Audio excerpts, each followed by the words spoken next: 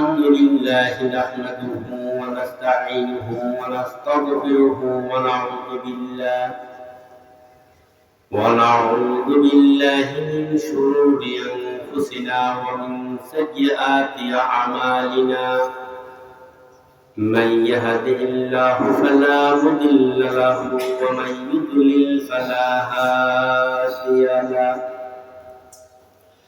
ونشهد أن لا إله إلا الله وحده لا شريك له ونشهد أن سيدنا وحبيبنا ومولانا محمدا عبده ورسوله الذي أرسله بالحق بشيرا ونذيرا وداعيا إلى الله بإذنه وسراجا منيرا وقد قال الله تعالى في كلامه المجيد والفرقانه الحميد توحید کی امانت सीनों में है हमारा आशा नहीं मिटाना नम ओ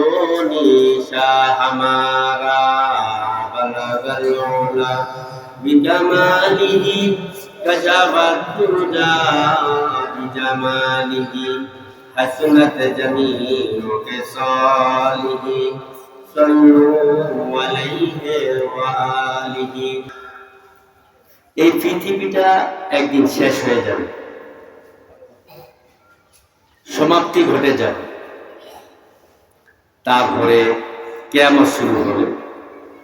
সেই কিয়ামতের ময়দানে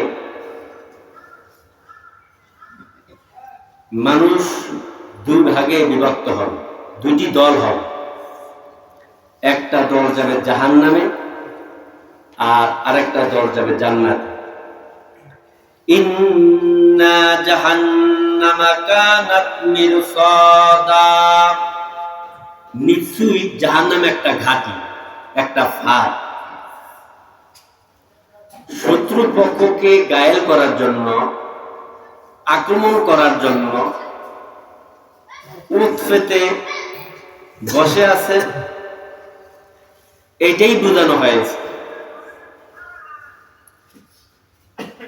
তদ্রূপ জাহান্নামের দ্বাররক্ষী বাহিনীরা জাহান্নামীদেরকে শিকার করার জন্য, জাহান্নামীদেরকে আক্রমণ করার জন্য উঠ পেতে বসে আছেন, এটাই বোঝানো হয়েছে। এই জাহান্নামীর শিকার কারা হবে, কি অপরাধের কারণে তাদেরকে শিকার করবে? আল্লাহ তাআলা বলেন লিত্তাগিনা মাআবা, জাহান্নামের শিকার হবে ওরাই যারা আল্লাহ তাআলার বিধানকে প্রত্যাখ্যান করেছে, আল্লাহ তাআলার আয়াতকে অস্বীকার করেছে, সীমা লঙ্ঘন করেছে, তারাই জাহান্নামে নিক্ষিপ্ত হবে। আল্লাহ তাআলা বলেন লাবিসিনা ফিহা আহকাবা, এই জাহান্নামে জাহান্নামীরা যুগের পর যুগ, কালের পর কাল জাহান্নামে পড়ে থাকবে। লা ইয়াযুকুনা ফিহা বারদান ওয়ালা শারাবা, জাহান্নামীদেরকে সেখানে শীতলতা অথবা সুপ্রিয় কোনো ঠান্ডা জাতীয় কিছু তাদেরকে দেওয়া হবে না, খাদ্য খাবার দেওয়া হবে না। ইল্লা হাবিবান ওয়া গাসসাকা, তাদেরকে খাদ্য দেওয়া হবে ফুটন্ত পানি এবং ক্ষতে করা ফুল।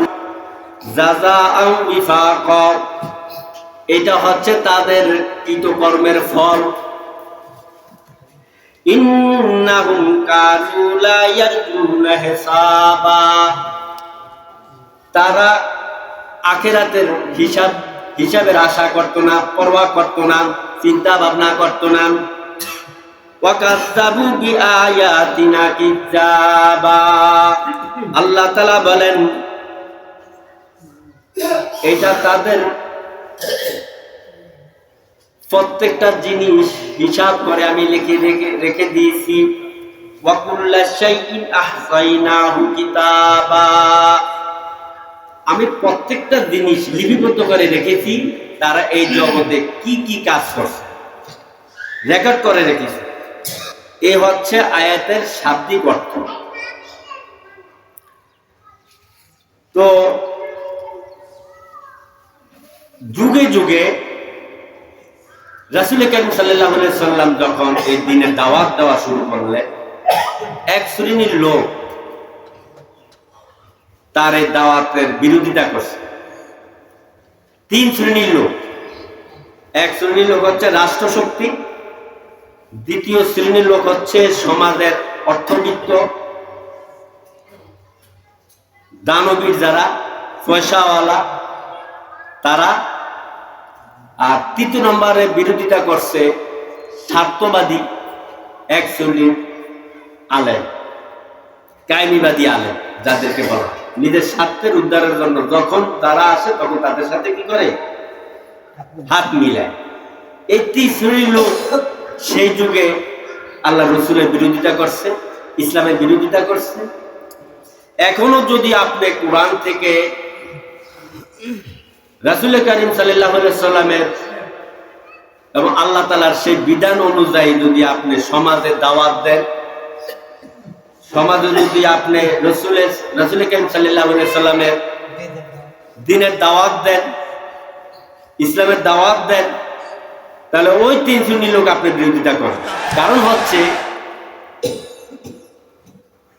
যুগে যুগে যত পয়গাম্বর আসছিলেন, প্রত্যেক নবী স্বৈরাচারের বিরুদ্ধে দাওয়াত দিয়েছিল। স্বৈরাচারের বিরুদ্ধে যারা সমাজে স্বৈরাচারী করত, লুটতরাজ করত, মারামারি করত, পিটাপিটি করত, দখলদারি করত, জিনা, ব্যভিচার, মদ, এগুলার কাউন্টার দেওয়ার জন্য তখনকার যুগে আল্লাহ তাআলা এক একজনের স্বৈরাচারের শাসকের বিরুদ্ধে একজন পয়গাম্বর পাঠালেন।